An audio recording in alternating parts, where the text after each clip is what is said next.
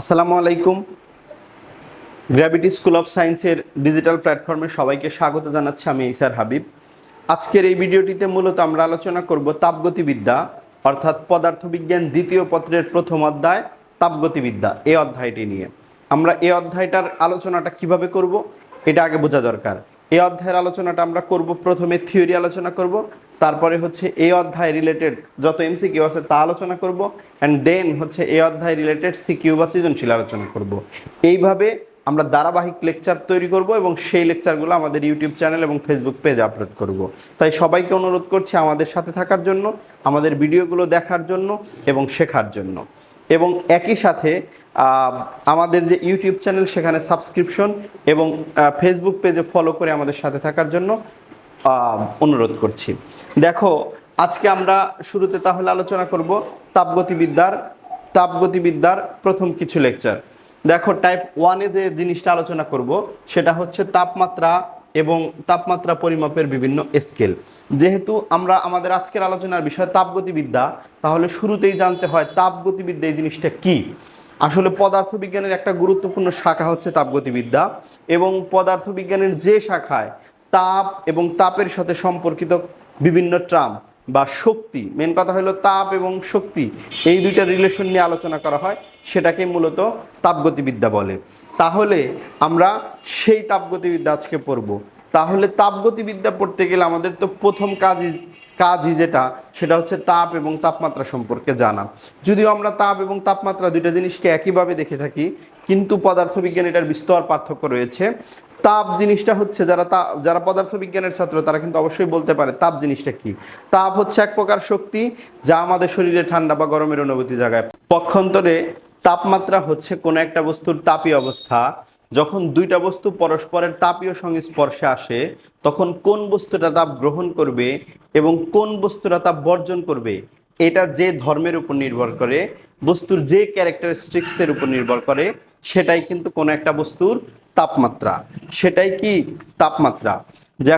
যেমন দুইটা পাত্র আছে, ফর এক্সাম্পল এখানে দুইটা পাত্র আছে। দেখো, এই পাত্রে মনে করো এই পর্যন্ত পানি পূর্ণ আছে, আবার এই পাত্রে মনে করো এই পর্যন্ত পানি পূর্ণ আছে। হ্যাঁ, এই পর্যন্ত পানি পূর্ণ আছে। এখন এই পাত্রে মনে করো 100 লিটার পানি আছে, এই পাত্রে মনে করো 80 লিটার পানি আছে। হ্যাঁ, এখন এইখানকার উচ্চতা মনে করো 10 মিটার, এইখানকার উচ্চতা হলো মনে করো 7 মিটার। দেখো, এখানে দুইটা পাত্র আঁকানো হয়েছে এবং দুইটা পাত্রের, এই পাত্রে 100 লিটার পানি আছে, এই পাত্রে 80 লিটার পানি আছে, এবং এই দুইটা এই পাত্রের হাইটটা হলো 70 মিটার দেই, এটা 70 মিটার, এবং এই পাত্রের হাইট হচ্ছে 100 মিটার। এটা দিলাম কি কত? 100 মিটার। এখন ব্যাপারটা হচ্ছে দুই পাত্রে যদি আমি একটা দ্বারা যুক্ত করে দেই, একটা নল দ্বারা যুক্ত করে দেই, এরকম একটা নল দ্বারা যুক্ত করে দেই, তাহলে প্রশ্ন আসে যে পানি কোন দিক থেকে কোন দিকে ফ্লো হবে। এখন এইখানে তোমরা দেখতে পাচ্ছ বেশি পানি আছে, কত? 100 লিটার পানি আছে। পক্ষান্তরে এইখানে আছে কত? 80 লিটার পানি। কিন্তু তারপরও যখন একটা নল দ্বারা সংযুক্ত করে দেওয়া হবে, তখন কিন্তু পানি 100 লিটার থেকে 80 লিটারের দিকে যাবে না। কেন যাবে না? কারণ পানির প্রবাহ পানির পরিমাণের উপর নির্ভর করে না, নির্ভর করে পানির উচ্চতার উপর। আমরা জানি পানি উচ্চ স্থান হতে নিচু স্থানের দিকে প্রবাহিত হয়, আর সে কারণেই এই নলটার উচ্চতা বা এই পাত্রটার উচ্চতা যদি 100 মিটার হয়, এই পাত্রটার উচ্চতা যদি 70 মিটার হয়, তাহলে এখানে পানি বেশি থাকলেও উচ্চতা এখানে বেশি থাকার কারণে পানি কিন্তু এখানে বি পাত্র থেকে এ পাত্রর দিকে প্রবাহিত হবে। এটা যদি এ পাত্র হয়, এটা যদি বি পাত্র হয়, তাহলে বলতে পারি আমরা বি পাত্র থেকে এ পাত্রের দিকে প্রবাহিত হবে। তাহলে এখান থেকে আমাদের ডিসিশন আসলো কি, যে পানির প্রবাহ পানির পরিমাণের উপর নির্ভর করে না, নির্ভর করে উচ্চতার উপর, এবং পানি বেশি উঁচু স্থান থেকে নিচু স্থানের দিকে প্রবাহিত হয়। আরেকটা এক্সাম্পলের কথা বলি। এইখানে মনে করো যে একটা খুঁটি আছে, এইখানে আরেকটা খুঁটি আছে, এবং এই দুইটা খুঁটি একটা তার দ্বারা সংযুক্ত করে দেওয়া হলো। এইখানে কত? 100 ভোল্টেজ আছে, এইখানে আছে মনে করো যে 50 ভোল্ট, এইখানে আছে সে ফর এক্সাম্পল 5 অ্যাম্পিয়ার কারেন্ট, এইখানে আছে সে ফর এক্সাম্পল কি বলে 20 অ্যাম্পিয়ার কারেন্ট, এরকম আমি একটা এক্সাম্পল টানলাম। দেখো আমি যখন এই তার দিয়ে কানেকশন করে দিলাম তখন এইখানে কারেন্টের ফ্লোটা কোন দিকে হবে, কারেন্টের ফ্লোটা কোন দিকে হবে। দেখো এই খুঁটির মধ্যে ভোল্টেজ আছে 50 ভোল্ট আর এই খুঁটিতে ভোল্টেজ আছে 100 ভোল্ট। এখন বিষয়টা আমাকে জানতে হবে আগেই যে কারেন্টের ফ্লোটা আসলে কিসের উপর নির্ভর করে। এখানে কারেন্ট হলো 5 অ্যাম্পিয়ার, এনে 20 অ্যাম্পিয়ার। কারেন্টের প্রবাহ মূলত নির্ভর করে ভোল্টেজের উপর, নট কারেন্টের পরিমাণের উপর। দেখো এইখানে যদি কারেন্টের পরিমাণের উপর নির্ভর করতো তাহলে এইখানে আছে 20 ভোল্ট কারেন্ট আর এইখানে আছে কত 10 অ্যাম্পিয়ার, এখানে আছে 20 অ্যাম্পিয়ার কারেন্ট, এখানে আছে 5 অ্যাম্পিয়ার কারেন্ট। যদি কারেন্টের প্রবাহ কারেন্টের পরিমাণের উপর নির্ভর করে তাহলে কিন্তু এই দিকে কারেন্ট প্রবাহিত হবে, আর যদি ভোল্টেজের উপর নির্ভর করে তাহলে কিন্তু এই দিকে প্রবাহিত হবে। কারণ এখানে উচ্চ ভোল্টেজ, এখানে নিম্ন ভোল্টেজ। তাহলে পানির প্রবাহ যেমন পানির পরিমাণের উপর নির্ভর করে না, নির্ভর করে উচ্চতার উপর, এবং বেশি উঁচু স্থান থেকে পানি নিচু স্থানের দিকে যায়, ঠিক তেমনি কারেন্টের প্রবাহ কারেন্টের পরিমাণের উপর নির্ভর করে না, নির্ভর করে ভোল্টেজের উপর। এবং কারেন্ট উচ্চ ভোল্টেজ থেকে নিম্ন ভোল্টেজের দিকে প্রবাহিত হয়। যেমন আমাদের বাসাবাড়িতে যে কারেন্টটা প্রবাহিত হয়, আমাদের বাসাবাড়িতে যে কারেন্টটা আসে সেটা কি, সেটা কিন্তু মেন লাইন থেকে আসে। তোমরা জানো মেন লাইনে বা রাস্তায় যে লাইনগুলো দেখো এই লাইনগুলোতে ভোল্টেজের মান প্রায় 20,000 ভোল্টেজের মতো হয়ে থাকে। পক্ষান্তরে আমাদের বাসাবাড়িতে যে ভোল্টেজের পরিমাণ সেগুলো কিন্তু 220 ভোল্ট বা তার চেয়ে কম হয় কোনো কোনো সময়।